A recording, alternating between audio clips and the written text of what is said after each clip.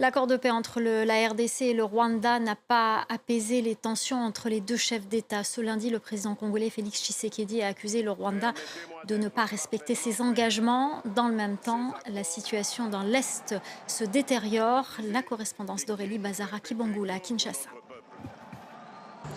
Les accords de paix de Washington n'auront porté que très peu d'espoir de faire taire les armes.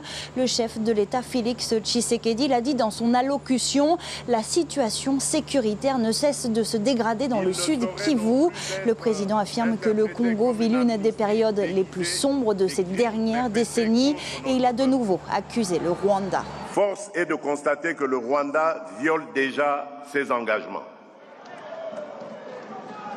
Au lendemain même de la signature des unités des forces de défense du Rwanda, ont conduit et appuyé des attaques à l'arme lourde tirées depuis la ville rwandaise de Bugarama, provoquant de lourds dégâts humains et matériels, notamment dans les localités de Kaziba, Katogota et Lubarika au sud Kivu, rompant ainsi le cessez-le-feu. Ces combats opposent la FCM 23 soutenue par des troupes rwandaises et l'armée congolaise appuyée par des bataillons burundais et des groupes armés locaux.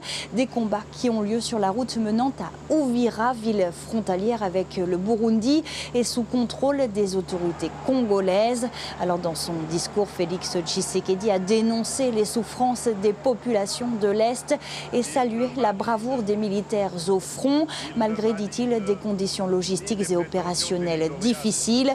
Le CICR, lui, a lancé l'alerte. Des familles se retrouvent piégées sur plusieurs lignes de front. Selon l'organisation, il y a de nombreux blessés et des déplacements massifs de population.